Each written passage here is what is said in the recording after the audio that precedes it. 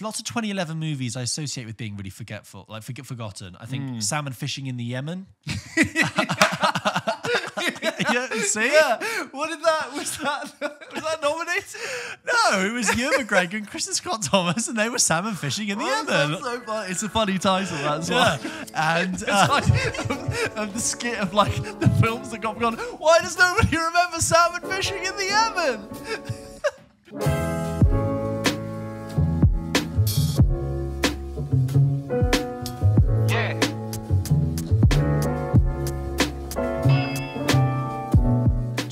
fun time we had at the pub quiz. It was so great. Wasn't it? A really warm, toasty feeling. We've got some lovely correspondence that we'll read out later from people. Yeah. Getting in touch about it. It's the PULP KITCHEN 100 pub quiz. Hopefully we can make fully aware that most of our listeners won't have been there. Yeah. Because it, not everyone lives in London, and not everyone lives in the country who listens to it. And full apologies to that.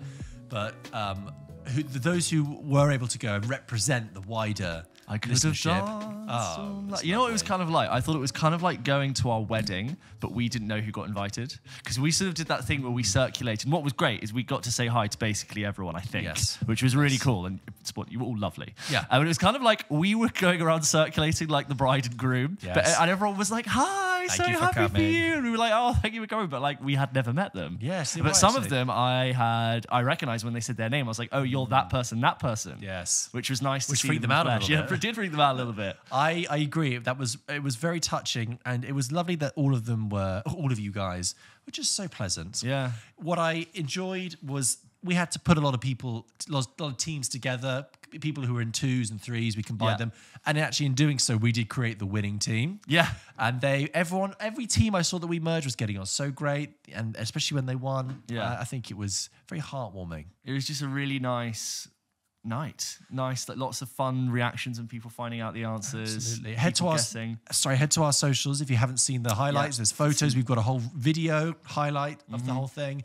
And it was just a pleasure to get out of the studio. Totally. And to get out in the real world and meet people. You're right. And shake hands and put faces to names, and people come up to us and say, my mate was genuinely so happy that he knew exactly how many Marvel films had been between Iron Man and Captain Marvel. Oh, really? Like later he was like going to people like, guess how many? Because I know. Guess, go on. Including like the same stuff. I got a video of me. Someone got a video of me reading out that question, and if you zoom in, there's a guy like right behind me who's going, hands in his head, like he's thinking, like fucking Shang-Chi and the Eternals. What?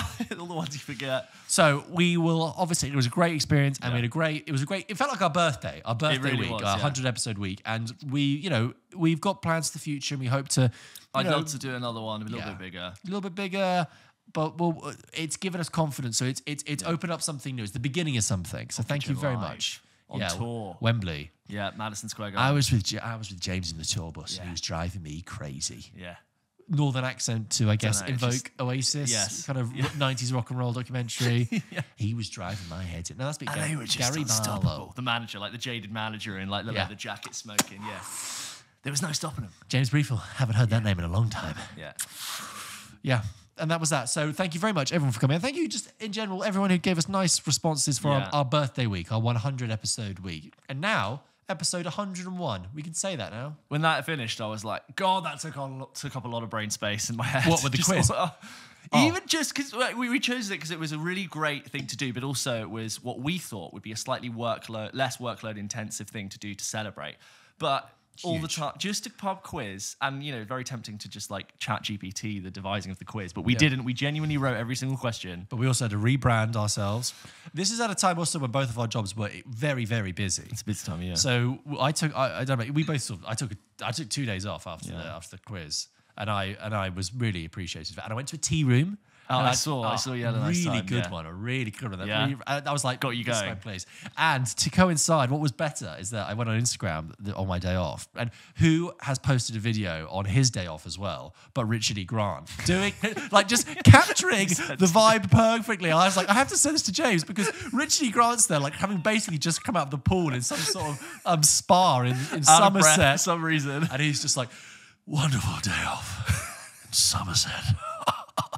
And then he just sort of reclines where he goes, pool, hot tub. Oh, yeah, boy. And it's like he's filming himself and his phone camera's there. But he's not really looking at it. No. Sort of the view ahead of him is just got to But be I was seen. like, Richard, I know how you feel. I'm also on a day off, and I really could do with the R&R. He's brilliant, but he's just such an odd presence on social media. But I like the fact that he's made it his own.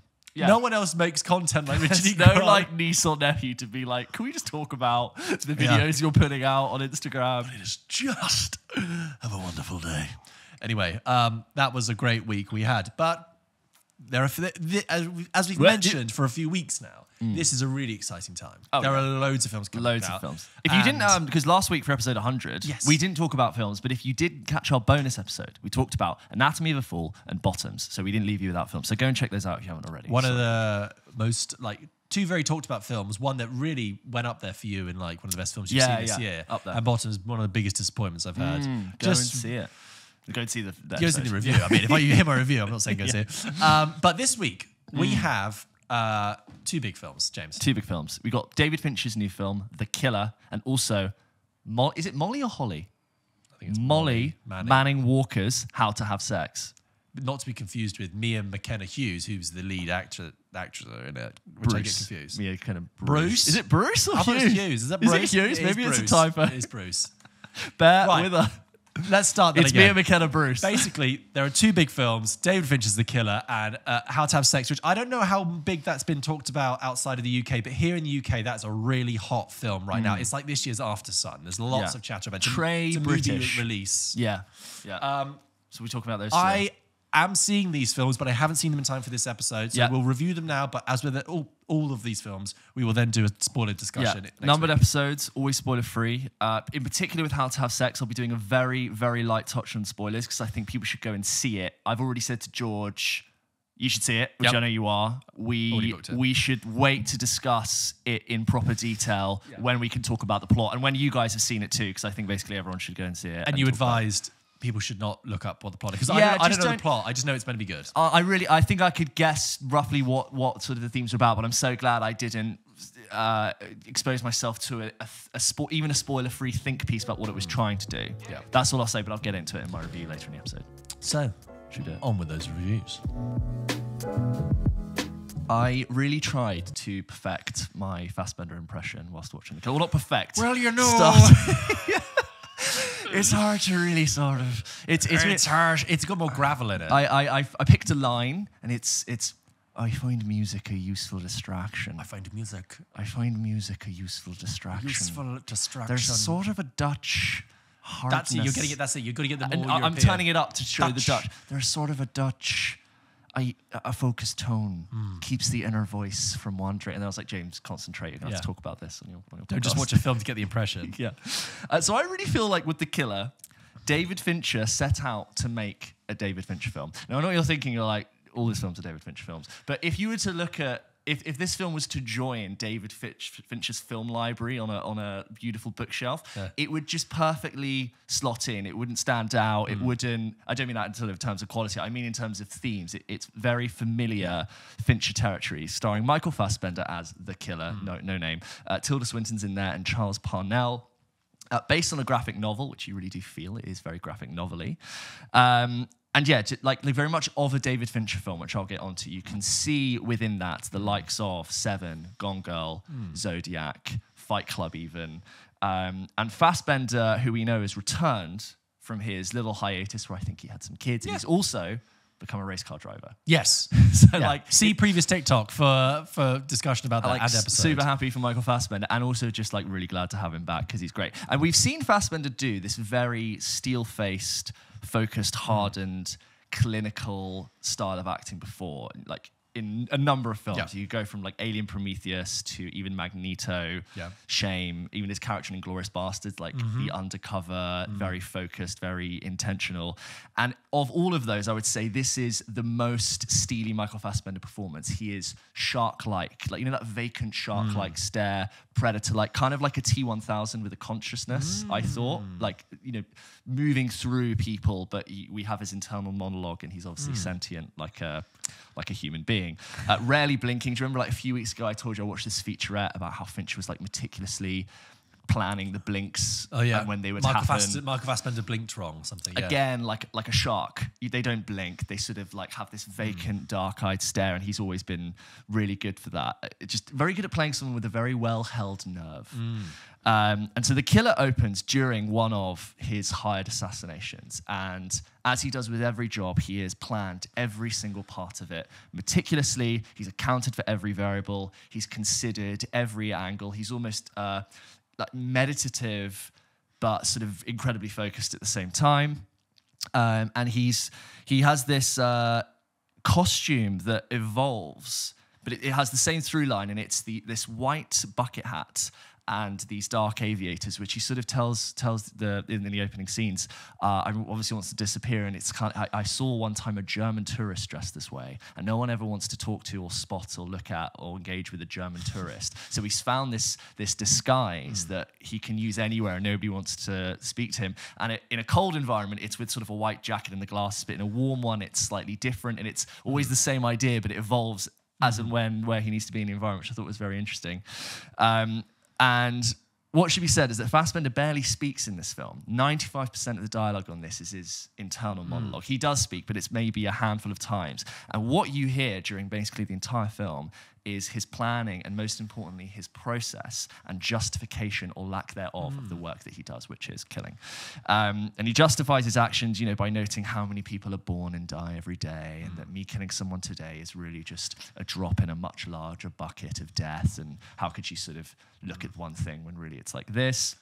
And every time he goes to make a kill, he recites these chakra-like statements to himself, where he very calmly says, "This is what it takes. Forbid empathy. Trust no one. Breathe. Calm. This is what it takes. My process is logistical. This is what it takes." Like the perfection. Like slam poetry by the sounds of it. Yeah, Sorry, just the way you're doing it. This is logistical. This is my process. My process is purely logistical. Sorry. I'm really trying to get it. And so in this opening assassination of the film, something doesn't go to plan. That's all I'll say. And from that, there are a series of ramifications that the killer now has to resolve. It involves globetrotting around the world, seeking information from one person to the next, trying to find out, killing a lot of people. And it is essentially a one-man show. Michael Fassbender's in basically every shot. And this whole series of events makes him sort of call into question why he does what he does, and him insisting that nothing is personal, right? And what I like about it, it's always great to have access to the mind of a very detailed perfectionist in film. Hearing someone who's a lot smarter than you do a lot of things you never would have thought of. And of course, like, we're not killers, so we don't ever try to do that. No. But it's nice to see, or it's interesting to see someone who does do that, to be like, God, yeah, that is how you could do it. That is like how people behave and what they do. And that's really engaging, and it really draws you in. And Michael Fassbender is really good at doing that. And I think what makes the film the most interesting is that I feel like Fincher, who we don't know, but we know of as being very meticulous, very detail-oriented. There's like loads of actors who've come out and said that he's brilliant, but he likes to do 80+ takes in a single moment to get the scene exactly right. And in his films, we've known him to tell stories about obsessive perfectionists who like to get everything right. And you very much get the sense that he is exercising his method and representing that obsessiveness of a character on screen. So there's this nice little sense of the art really feeling like a product of the artist, which I think is always quite interesting to see a character on screen and the creator sort of presenting a way, but then really believing that this is how that something is achieved. An obsessive film made by an obsessive director. Yeah. Totally. It's got incredibly even pacing. Nothing is rushed. You've got a score by Trent Reznor and Atticus Ross. Eric Messerschmidt, Eric Messerschmidt, who's the cinematographer of Gone Girl, shot it. It's edited by Kurt Baxter, who cut The Social Network. Very accomplished, like high-end, this is what it takes, like professionals all executing. And what I thought was quite interesting structurally is that the character of the killer doesn't tell the story at all, but he progresses it very much like a sort of very true protagonist. So he's not really telling you what's happening, but the plot moves through him. And you start the film with very little information, and it goes on, it becomes a lot clearer, and you get to learn about this dark, Fincher-esque world of killers and assassins for hire. And I thought there was almost a John Wick element of it, there's this underworld of gunmen and this whole like structure happening, living parallel to the real world. You know, like that nice reveal of like all of these structures are in play, but we just really don't know about them. It's definitely very violent, and the killer does some really horribly violent things that a lot of the time you're like, that's a horrible thing to do, and it's quite weird to follow this character in a sense, want them to progress. And I think some people might be a little bit at ease, but not a bit unease by seeing what's happening on screen and being like, am I meant to be rooting for this character or supporting them through it?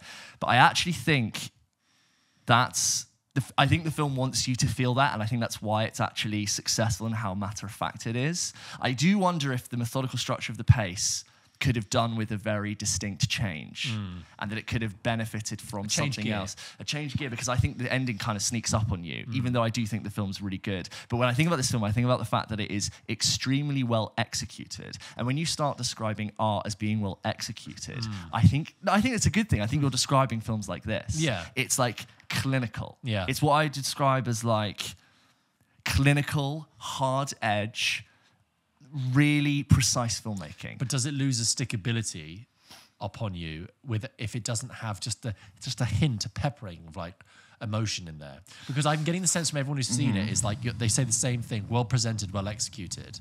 But I don't get the impression that anyone's gone, oh yeah, the killer. I love the killer. Everyone goes, yes, the killer. Yeah, I liked it. I think part of what makes it interesting is the art of the artist side of it. Okay.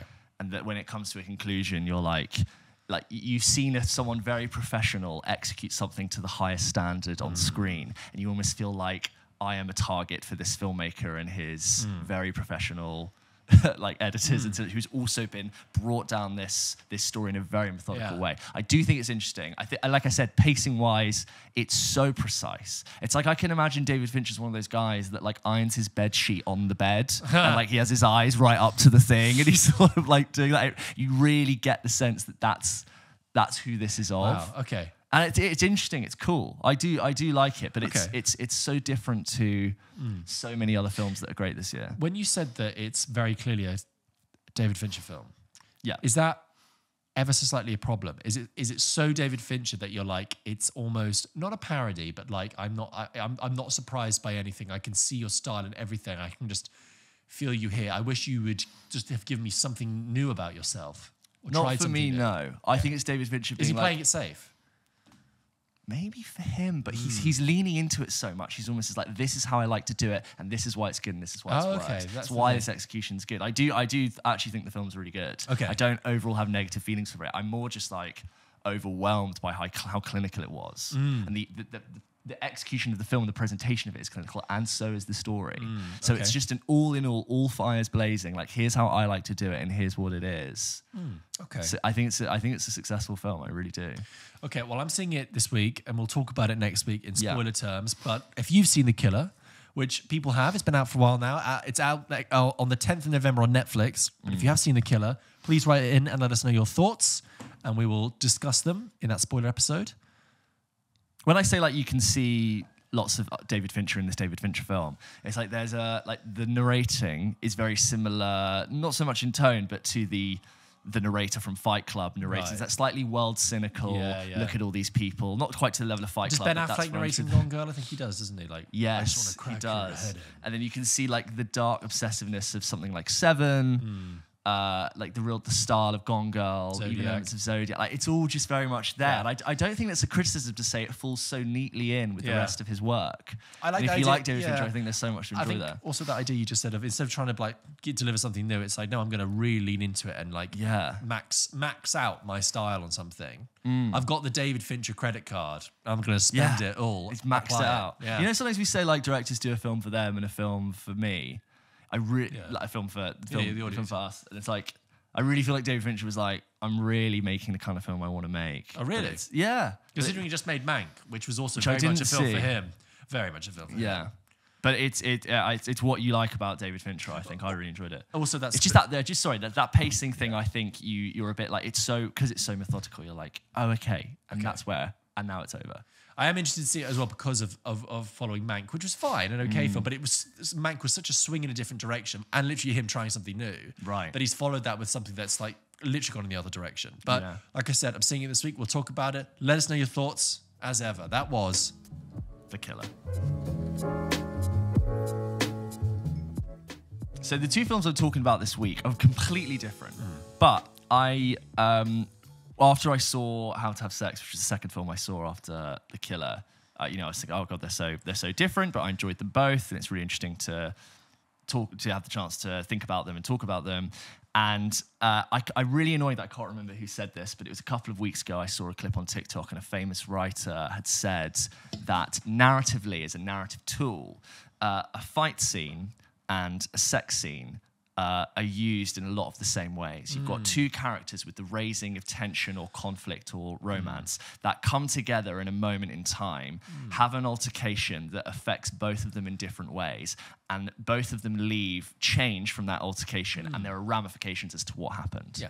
And I thought it was quite interesting as like fights and sex scenes or romance, they're used in the same way to tell stories. And so I had heard great things about How to Have Sex from the festival circuit, but I didn't have a chance to see it. I think you had the same experience where you were like an either or. I chose to see Maestro because it was the bigger film, and look how that turned out. George's Maestro review is available to listen to. So this is the directorial debut by Molly Manning Walker, who shot Scrapper, which I saw earlier in this year, which I actually really liked, and I could see like a lot of stylistic parallels to this film. So this film is all about a group of girls who are 16. George, don't take this the wrong way. Did you ever go on I can't imagine you're the kind of guy who went on a holiday to Magaluf. Yeah. No, I didn't. No, there were guys in my year. I was, in fact, most of I'm friends with a lot of my guy friends from school, and all of them, bar one or two, who included me, went. Yeah, to Zante, actually. Zante, nice. Yeah, no, I didn't do any of that stuff. I did Iron Appa in 2012. You know, in many ways, it's my idea of hell. And at the time, I was just like, it's just really, it does, as you said, James, I can't it's not me. pitch you that. I don't mean that as an insult. It's more this like, different things, different people. I mean, I've been to the full moon party in Thailand. Like, I'm not averse to a bit of neon paint. No, I'm not saying you are. It's more that I think I knew the answer to that question, but I was going to ask you anyway. Yeah, Iron Appa 2012. James, I went to a tea room last week, so come on. You wore a turtleneck last week. So this film is all about three young girls who are 16 years old who decide to do what a lot of young people do at that age and go to one of those European party islands, and they go to Malia. I think, it was Malia. Malia in Crete. So I said it weirdly. Malia in Crete. And the three of them are best friends. They've just finished their GCSEs and they've kind of got that, like, we're going to get our results. Yeah, oh my God, they're young. So the lead, who's brilliant in this, Mia McKenna Bruce, who I swear to God when I was watching it was like, they must be 18, 19, like just adult. She's 26 now. Must have been 25 when she shot it. That, I'll get onto it. She's so good at playing a 16-year-old. But anyway, she's small and young, but she's got those like baby choppy cheeks that are just like baby face. Like, I bet she'll love you saying that. Yes. Someone's got like young face. Youth. I was very depressed to hear they're like 2-3 years younger than me. But anyway, they're all going to Sirens on Orange to celebrate the end of their GCSEs, but also kind of get their results. Very high energy. Girls are very much like, leaving the nest, going on a holiday with just each other, experimenting with expressing themselves in a more grown-up way, away from parents, drinking, trying on these costumes literally of like older looking clothes, but very much trying on adulthood and what it means to be self-sufficient. Who am I in this new grown-up world? What are my opinions on sex? How do I approach these social situations? And already within this idea of going on the holidays, this very, like those holidays are overtly sexualized. And if you've ever sort of been to those types of bars, it's very much like sex acts on stage, and it's who's going to do this. Everyone's there to go and link up and get with each other and have sex. Isn't it? It's all a bit. Said by someone. That's what it looked like to me. Totally. And there's sort of this, so Tara, who's the main character, is still a virgin at 16, but her friend Sky, who's like not older, but gives off a much more mature energy for someone her age who has had sex many times. And there's already this idea of like, oh, we're in the supermarket, this massive bottle of apple sours is for whoever has the most sex on the trip. They move into their hotel room and there's a twin bedroom and then there's one room with a double bed. Oh, like who's going to stay in the double bedroom? Because whoever's having the most sex should probably have that. So already there's this impetus in an already what you would consider like normal non-sexualized friendship between friends. Now there's this pressure of like, are we going to have sex? Who's going to have sex? How many times are we going to have sex? Am I going to lose my virginity? And there's also like how to have sex is like something they would have Googled before they went on the holiday. It's like, how do we even do it? And so what happens is they're in their villa on their balcony, and whilst they're like, you know, waking up for their first night, on the villa over from them is a group of northern boys who they just end up speaking to. And of course they go for pre-drinks and they drink, and they end up spending like many days of the holiday together. And the film goes on to be a very, very interesting coming-of-age tale all about this very vibrant, skittish, often comedic story about the power and influence of peers and friends and how important that is, and how many things that are said can be misunderstood, and how many things can really like weigh on someone, and how important the opinion is of someone you know.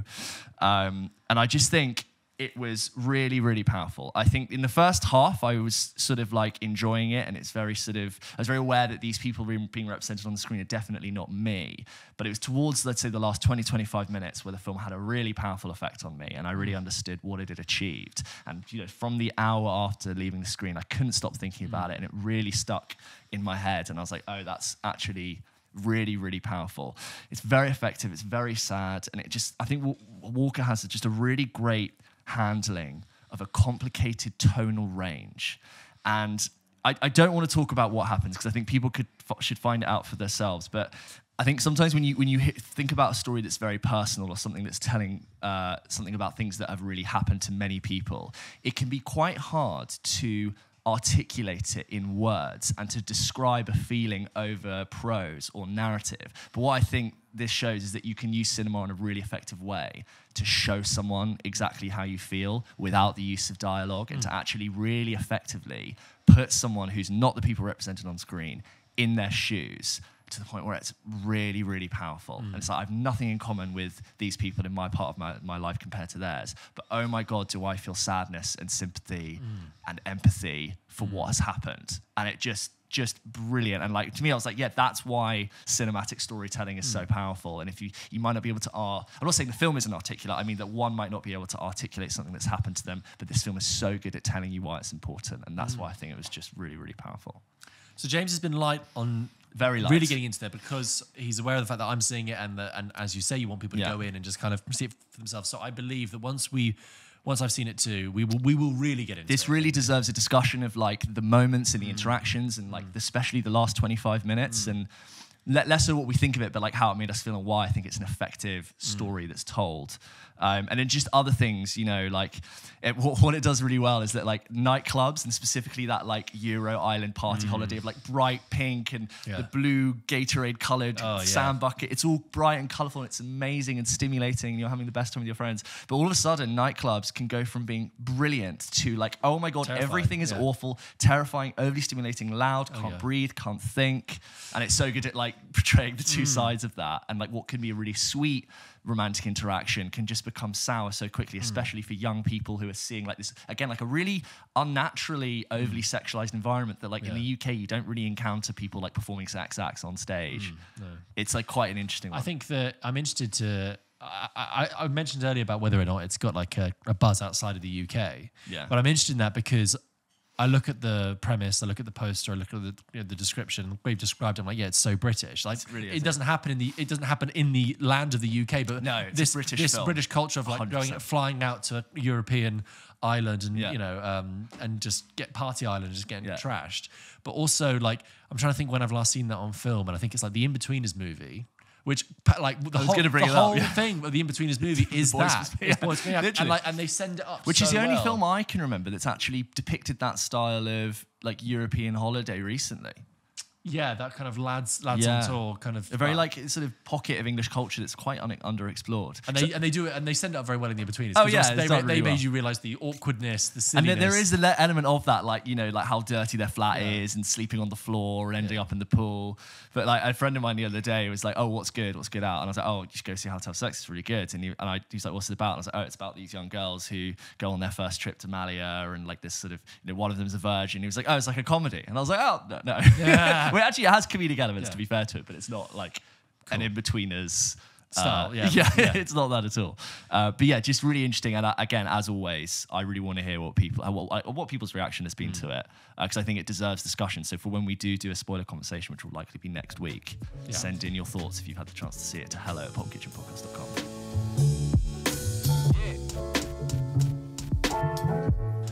Sorry, also, I know this is a film podcast. Yes. But the Beatles have a new song out. Yeah. It's so good. Is it really Have good? you heard it? No, I haven't, but It's I really, really I heard good. about it. It's really excellent. I mean, Yeah. it's melancholy and sad. And when wow. Paul comes out and he says, this is it's the final Beatles record, and you hear it and you're like, yeah, man, this is it. And also, just to clarify some things, because people heard, AI, and they thought, well, they can do anything now. Then. Yeah. And it's like, just to clarify, it's not like Paul McCartney said, hey Siri, give me a John song, will you? Write me a Beatles tune. It was like Siri was like, well, what I've got for you is... yeah, exactly. What they had. Here's the story. I'm going to tell you actually. Yeah. Because you don't know. John Lennon took a break from music, and he was raising his kids in New York and living with Yoko. right. But he was still creating demos on cassette tapes, recording things. Right. Anyway, John Lennon gets shot in 1980. Very sad.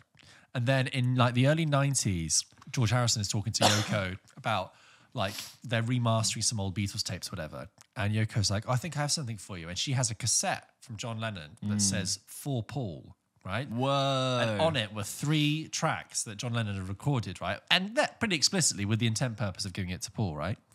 And they got 2 of them, and they were able to polish it off and play a song with it. And they released the 3 of them. This is in the mid-90s now, 1995. Wow. They were able to play on it, record their 3 parts, and release 2 new Beatles songs in 1995. But there's one last track called Now and Then, was so they couldn't separate him playing the piano over his voice, and it was just really shoddy. And they tried, and they thought, this is not going to work. George Harrison famously said something like it's rubbish. It's like pants, and they just abandoned it. Then time moves on. George Harrison sadly dies, and now it's like 2022. And after Peter Jackson did Get Back, in the process of making that movie, because he is so innovative in his team, they invented a technology which used a little bit of AI writing to isolate vocals from... to separate things into their own channels, to basically demix audio. Wow. And in so doing, they were able to separate the vocal from the piano and also use AI to basically kind of like fill in the scratches. Fill in the gaps. Yeah. So there, plain as day, you then got a crystal clear John Lennon audio. And that's when Paul was like, well, hang on, we could really do something with this. And there's a 12-minute featurette on it on Disney Plus. Great. And it's really, really interesting. I should check that out. Actually. Yeah, just for 12 minutes. And it tells you about how the song was made. And then Paul plays a bit on it. And then Ringo... So Paul's got plays new stuff on it, and he sings on it.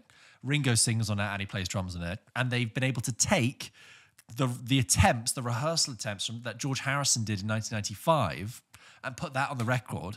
So in a way, you kind of genuinely have Splice through time, all 4 Beatles playing together for one last time. And you hear the song, and it's a real grower as well. At first, I was like, that's good. It's got a good hook. It's got a good tune. And then the more I think about it, I was like, it really hits the spot. It's kind of, it's sad, charting? it's melancholy. It's on the radio? Is it charting? It's on 6 Music, which is what I listen to. I don't know if it's chart. I don't know if Greg James is going to be playing that. Shut up to after Megan Thee Stallion. And now, hot new band, fresh out of Liverpool, full lads. The Beatles. That's me checking my notes. But check it out. And as a Beatles fan, I'm sure Greg James likes the Beatles. I know. Like modern culture. Yeah. But as a Beatles fan, it was like, I can't believe it. I got a new Beatles track in my lifetime, the final one, and it feels like a homecoming. I hope when these artists say, it's the last one, that it really is, because the number of times like, this is it, farewell tour, Elton John. He's done like 4 of those. I mean, I apparently caught his last performance, but I highly doubt. I don't know. Yeah, I think hopefully Elton. I mean, the thing is, like, they're 2 down, the Beatles, aren't they? Yeah. They're 2 down. I think that it's calling it a day. They're not going to play live. I mean, the Beatles as an entity doesn't exist anymore. Yeah. For now, like they'll be doing the holographic shit. Oh, They'll really? get Think that. so? Oh yeah, they'll do it. Like there'll be a market in 60 years' time. To do like an ABBA Voyage. Yeah, for the Beatles. Oh, but that's okay. I think I'm okay. I think I'm okay with You that. can literally within your headset go like, Alexa, put me in this concert, and then I do genuinely think that with the ABBA Voyage thing, that it is with a band as big as the Beatles and as iconic as the Beatles is like the next one along. Yeah, to do that because like, have you been to ABBA Voyage yet? No, but I've it's heard great. 10 out of 10 things. Oh yeah, across it's the just board. great fun. It's a Yeah. huge ABBA gig. Yeah, I've seen clips of people all in their seats dancing, going mad, and like. First of all, don't get a seat. Stand in the actual dance pit so you can actually dance to it. But yeah, especially when Dancing Queen kicks off. Oh my God, it's like, forget any time that you've heard Dancing Queen and imagine it the most, like, it's like the most emotional, like, heightened time. And you're like, honestly, sometimes when you hear Dancing Queen in the right moment, you're like, fuck me, is this the best song ever written? It is. The way it's that instant, that is like an immediate, that is an immediate mood changer. It's huge. It's magic. And ask any wedding ever. yeah. What to end with. But I do hear it and I'm like, wow, that fucking song, Dancing Queen, great. One of the best gigs you've ever been to, weirdly, and it's like an empty stage. Well, for ABBA Voyage. I'm putting words in your mouth, but like... I didn't say it was one of the best gigs I've ever been to. One could say. One could say. One of the best live experiences you've had. One of the best. Not really live. Yeah. Anyway, that was some music chat. Yeah. Let's get on with some emails, shall we? Let's do it.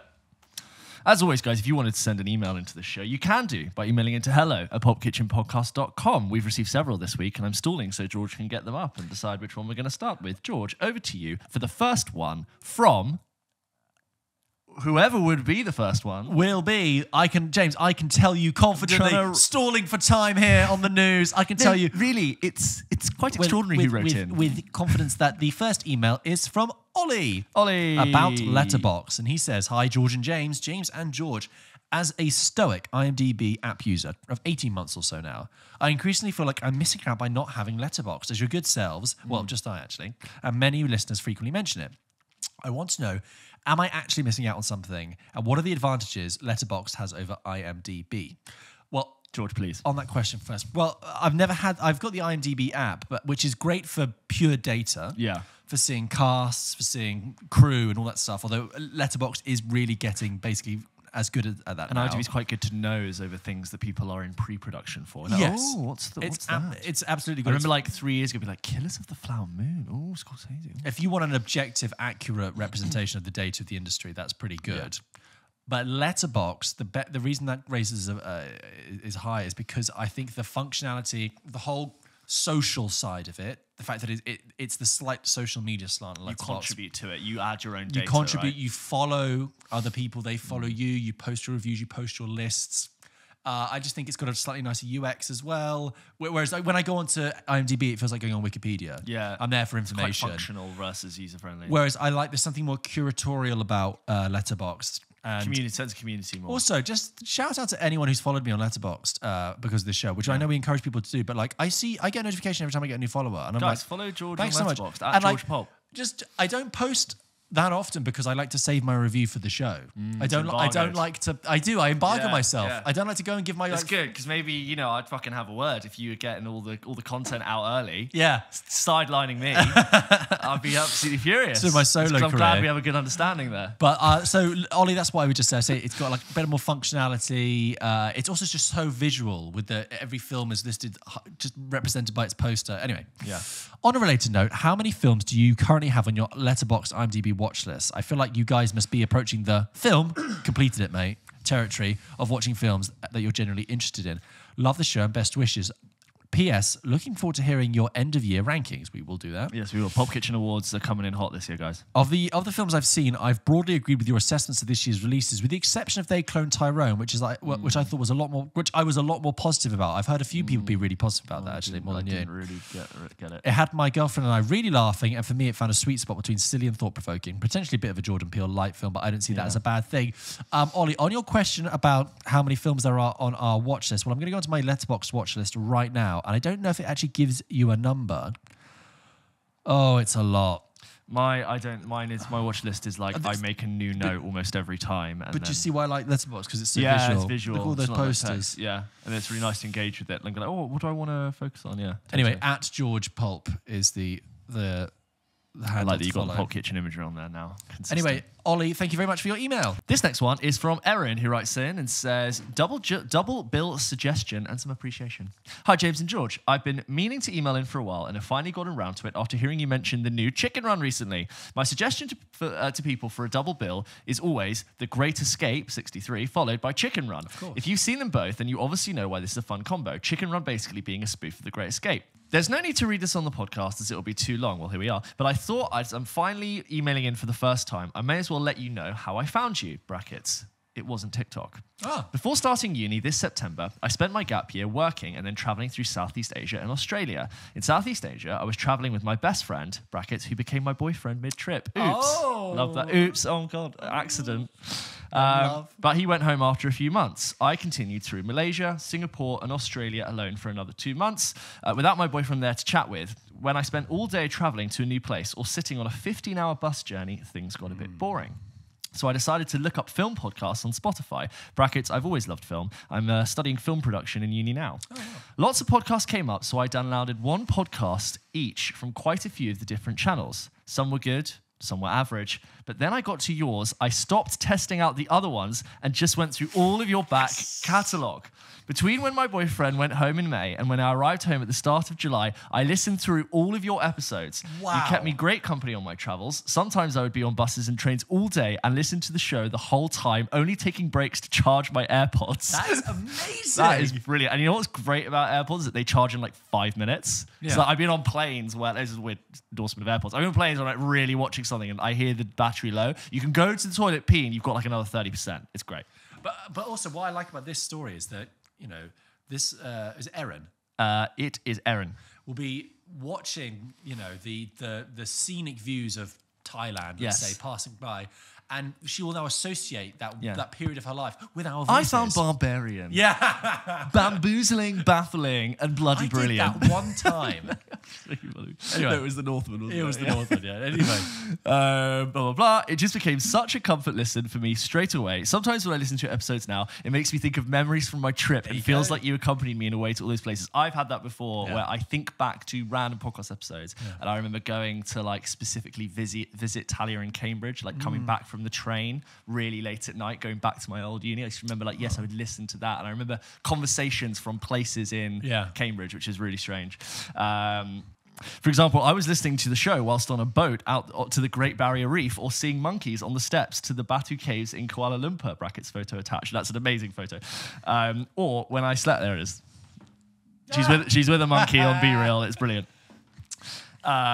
Or when I slept on the floor with this random woman's apartment in Singapore because all the hotels were too expensive. Fittingly, I became to date with the podcast episodes as well as I came up to date with the podcast episodes as I was on the plane home from the trip. When I listened to it, I hadn't realized that it was your newest episode as I'd just been working my way up the list, not looking at the dates, so it really creeps up on me. When I realized that I'd finished the last of your back catalogue the same day I got home, I thought it was very apt and a lovely end to my trip. Although I did go through some withdrawals, getting used to having to wait a week for each new episode rather than just having an endless supply on tap so I'd grown used to. I know this is long, my apologies, but I just wanted to let you know how much I appreciate your content. You don't take things as seriously as other film podcasts and you just feel more accessible to your audience. Your passion for films is contagious. It made me so excited to start my uni course this September. Hope you're both having a great day, Erin, and then a monkey picture.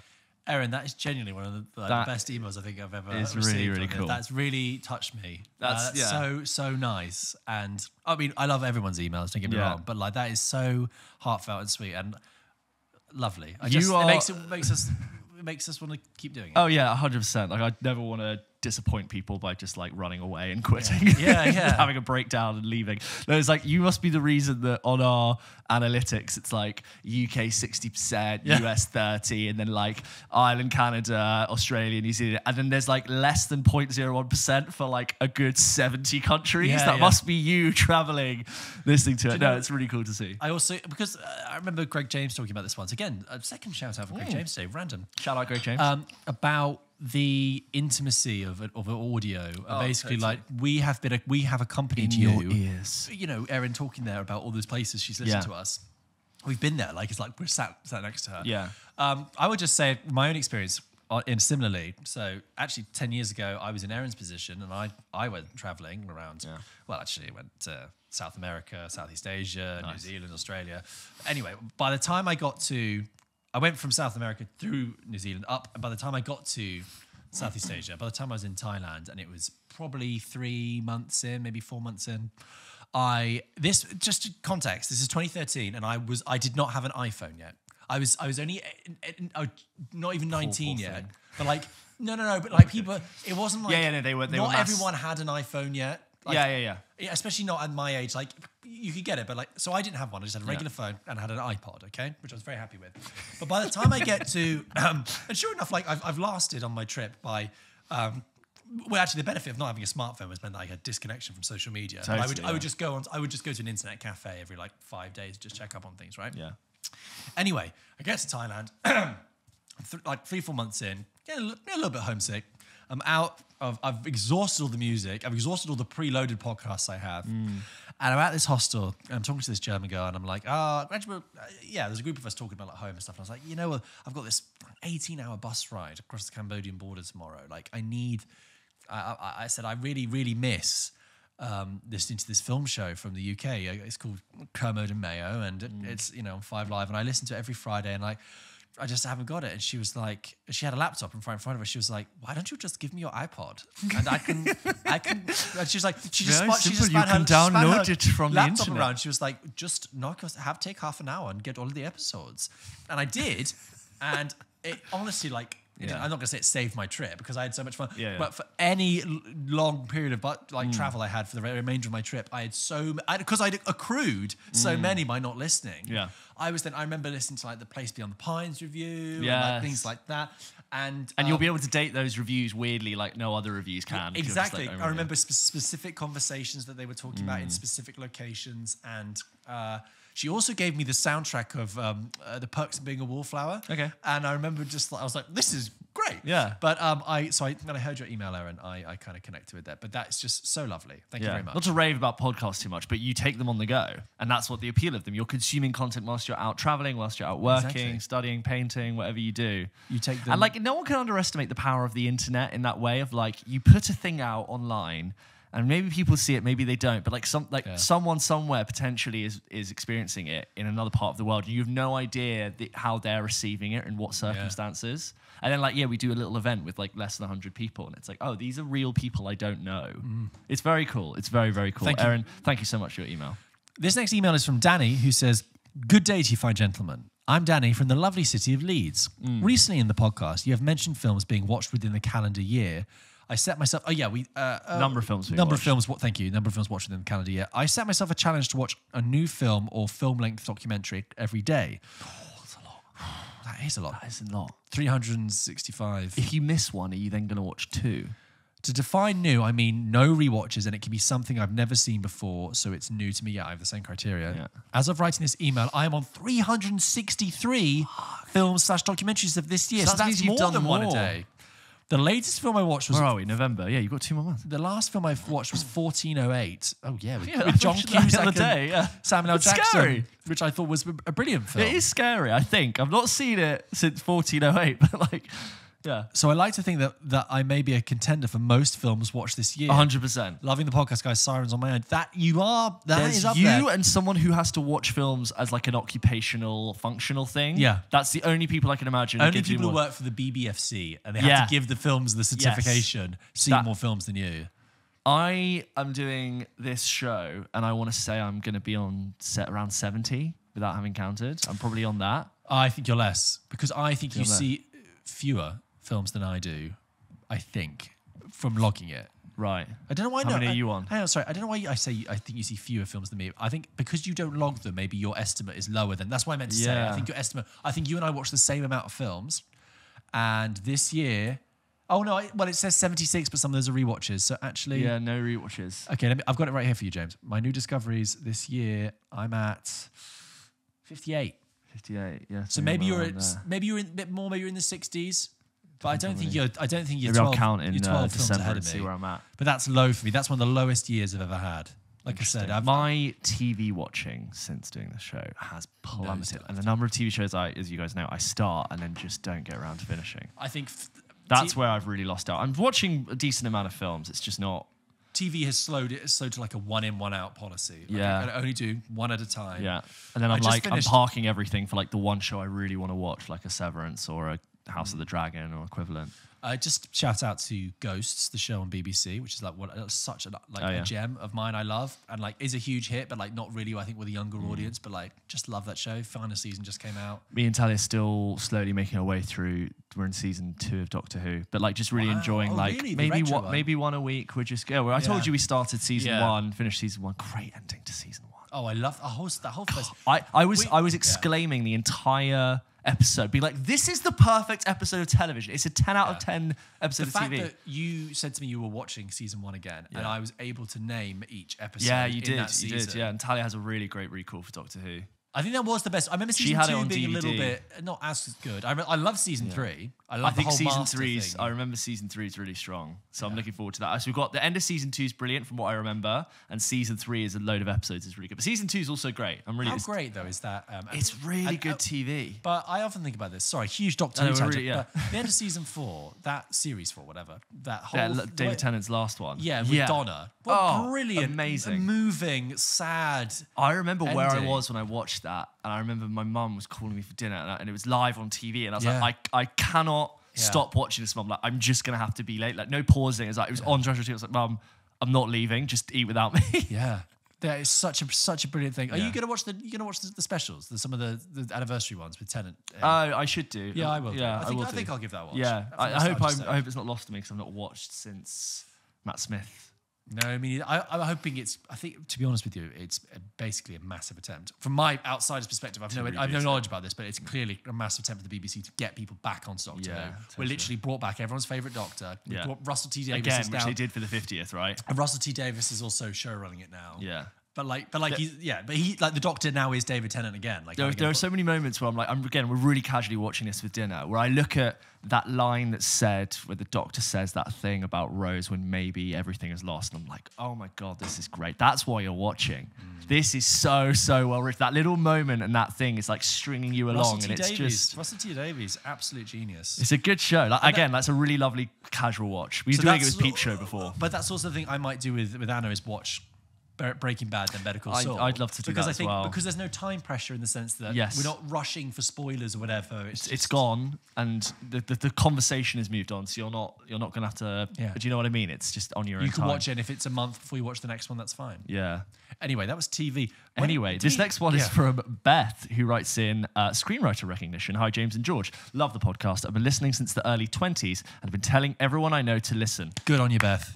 I wanted to know why you think screenwriters don't get the same level of attention as directors. I wanted to know why you think screenwriters don't get the same level of attention as directors. Yeah, I know directors have such high control over the vision of the work, but why does the screenwriter who makes the story possible never get much recognition? I think about this a lot. I think this about songwriters too. Also, James mentioned a few episodes back that he wanted to watch Solaris. We recently read the novel for a book club, and one of the discussion points we came up was, do you think the point of it was to not understand it at all? We decided this is probably not the point, but didn't quite reach a consensus on what the point actually was.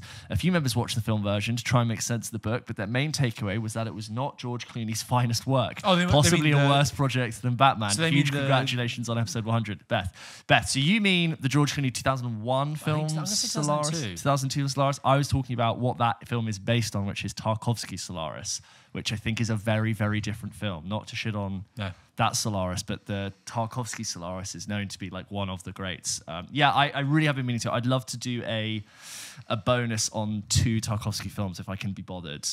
And like tackle them in a way that I think would actually do them justice, but that's a lot of work. And they sometimes show them at the IMAX. Yeah, so was it Solaris or was it Stalker? I think Stalker just came on. The BFI are doing so many great things at the BFI IMAX in London right now, and it keeps prompting me to do it. But again, it's just like a timing thing. I would love to do it. I would really love to do it. I do Stalker and Solaris and talk about them both if I can. Beth, on your question about why screenwriters aren't given as much credit as directors, well, I think there's a couple of things there. I mean, obviously, there are loads of unsung heroes of a film crew, and yes, and too much weight is often played on the director and the star, and That's not to say that there aren't celebrity screenwriters. You know, people can still think of, you know, Aaron Sorkin's probably the one that people think of as just a purely screenwriter, although he has shifted into directing. And like Phoebe Waller-Bridge, who's an on-screen writing presence who gets like brought in a very like affronted, like mainstream way. Yeah. I would say that the thing with the director, though, is just that is someone who is involved in the creative direction of that project, no pun intended, but literally the creative journey of that project from the very, very beginning to the very, very end and beyond. Whereas a screenwriter is really mainly involved in pre-production, possibly production, because I guess rewrites and things like that. But they are not involved in the whole process. It is, a screenplay. Someone else said this once as a quote. It's like there's an invitation to make a work of art. It's a blueprint. It's not the same as a novel that you're adapting. Filming it and putting it on camera and deciding how it's to be shot and how that story is told is a different thing. And it's also like, again, we're not shitting on screenwriters. No, I mean massive skill in screenwriting. There's a difference. We use the word screenwriting. There's a difference between like writing a story. Like films get adapted from novels, which is a different process to writing the screenplay and making it work for a film in 90 minutes or so and having it work. And then like directing, which is going, I see that story, I hear that story, here's what it's about. Here's the lens that I want to tell it through. Yeah. And here's what I want to explore with that idea. It is a different process. Also, it's a technical skill, screenwriting, and the reason the director is someone who comes in and the best directors will know how to synthesize the best of every single skill that film requires. Yeah. Editing, costume, sound, lighting, screenwriting, performance, everything. It's and so unfortunately, it's not that I don't think screenwriters.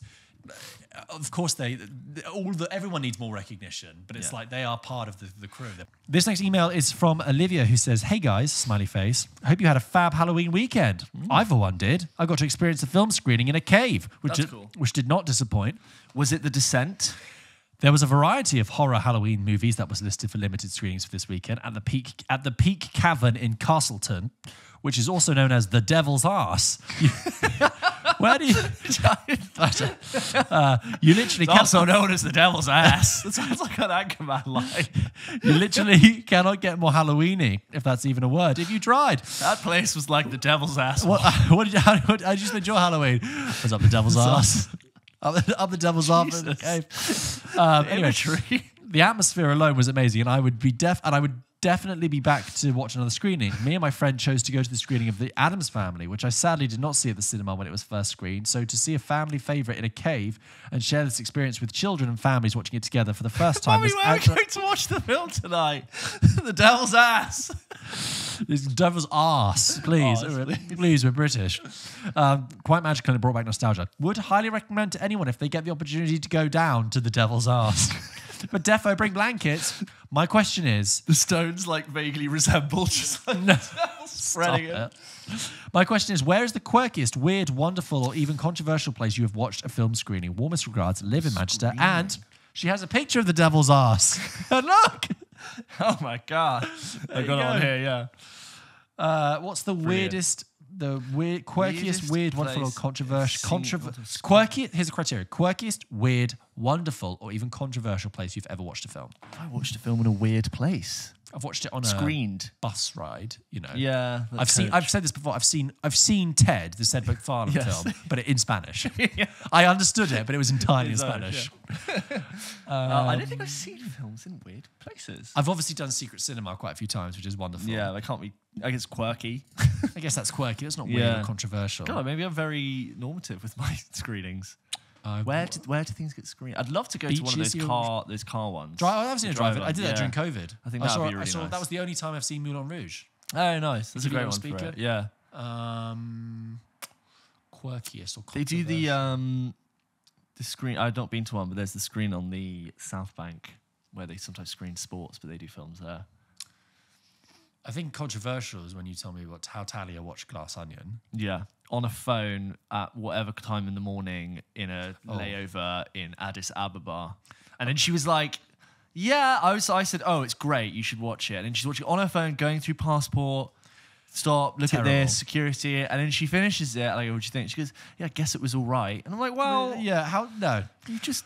This last one is from Cameron, who writes in with a question. Are fans too involved in movie franchises? Hello, George and James. Firstly, love the show. I came to your pub quiz for the 100th episode, had a great time. I was the as advertised mega fan who arrived late, but I have to apologise. I rushed from work to get there and was quite frazzled when I arrived, so I never really got the chance to properly say hi. So I thought I'd send an email saying I think the podcast is great. It was very funny and insightful, but always unassuming, and the impressions are hilarious. Cameron, I swear we did say hi to you very briefly. Hi. I think he was saying more that he felt like he just arrived, so he felt he wasn't able to introduce himself properly. But Cameron, I will say your whole table was great fun. Yeah. You were great to meet you. Yeah. Your table went for the team name of George's Cup of Tea to try and get that extra 5 points. Which didn't work. Didn't work, but I cheered you when that name was read out because that's a great name, and I saw it, and thank you. So we see you. We saw you. Cameron, thank you so much for coming and for listening. My question is, what are your thoughts on movie franchises with huge fan bases that in many ways try to dictate what the content and characters of a film should be?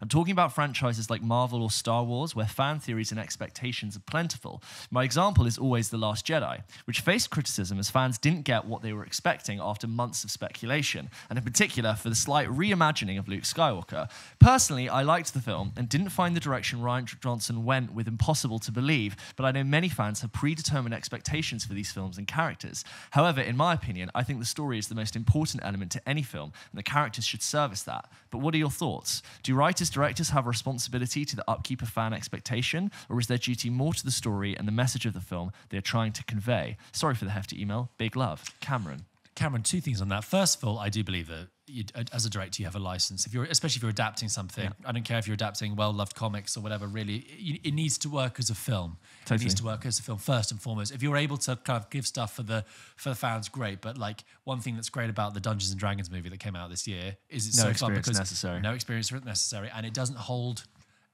you as a non-player at a distance. It's actually able to bring you in. On The Last Jedi, never isolated anyone. That's true.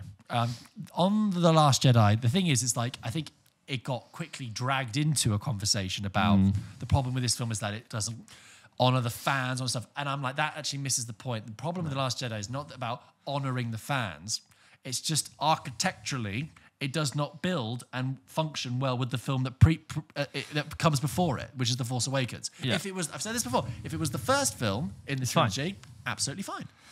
But also, as a second film, it makes no sense. Also, it makes no sense because the Force Awakens and The Last Jedi, and frankly the whole series, invites you as an audience to wonder questions to answers they ask in the first place. Yeah. It's like, who is Snoke? Yeah. Who is Rey? Which turns out to be mostly irrelevant or very disappointing. Yes. It's like, well, of course, you made it seem like that was very important. You did these long, cryptic Dagobah cave sequences from Empire and like alluded to things and clones. It's like...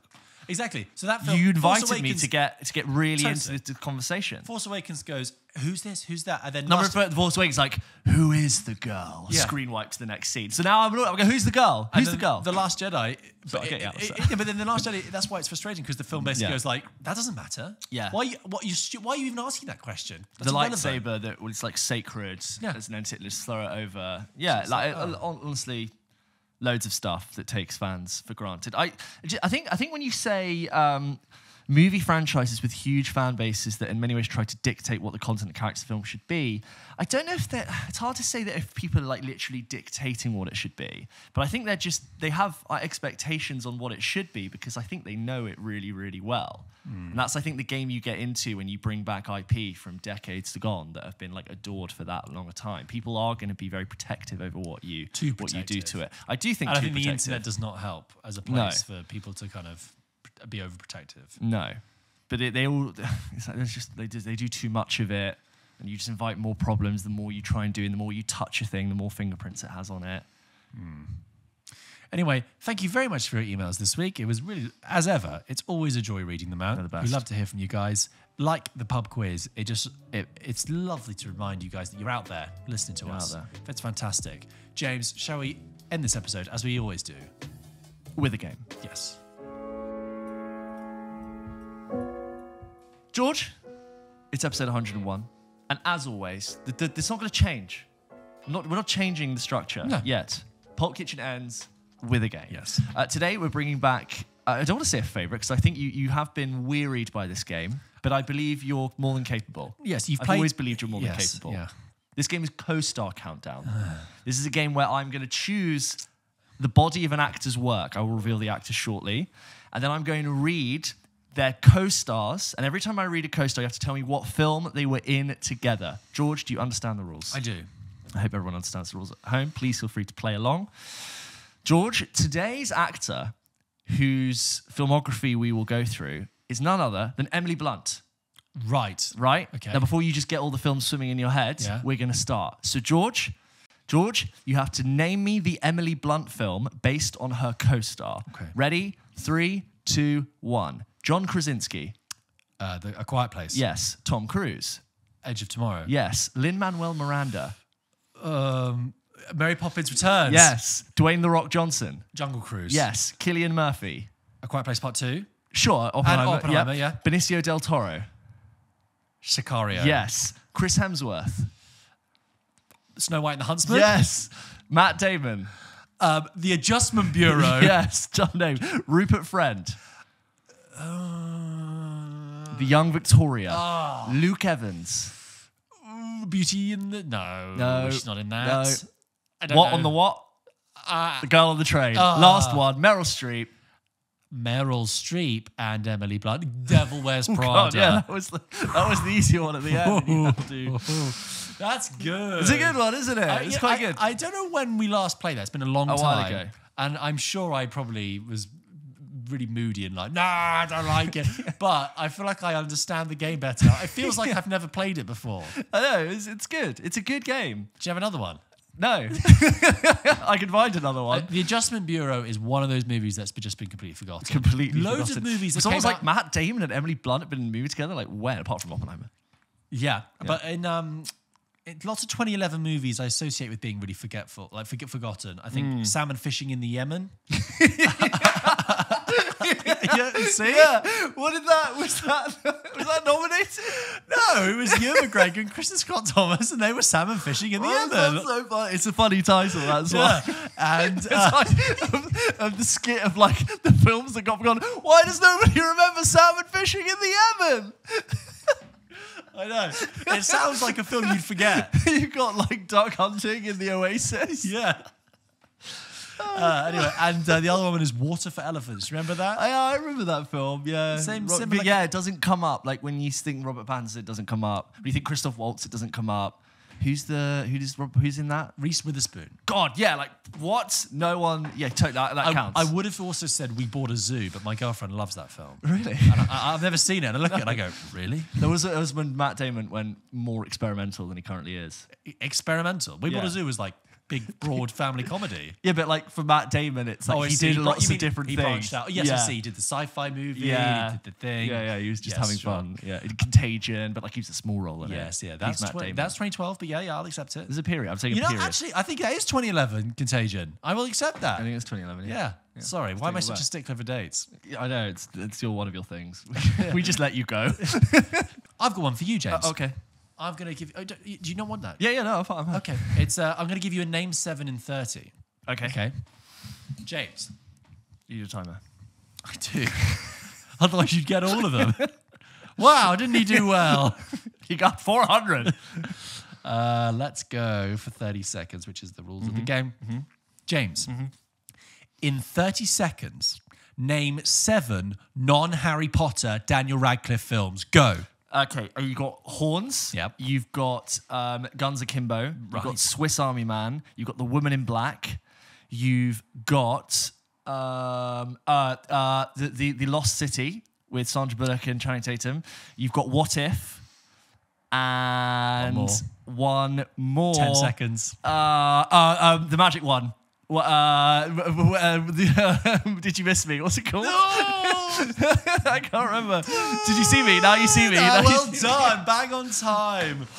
Oh, well done. God. Yeah, now you see... No, I actually... Now You See Me. No, he's in Now You See Me 2. 2. Yeah. But I will accept that. Yeah. Well done. Because... Yes, you get the initial ones out of the way. Yes, But yeah. he's also done some random And all ones. really different. Did you say Horns? You started with I Horns. did start with Horns, yeah. Yeah. I haven't seen Horns. No, me neither. He but- also was in a film called Imperium, which is about a guy Yeah, who far right.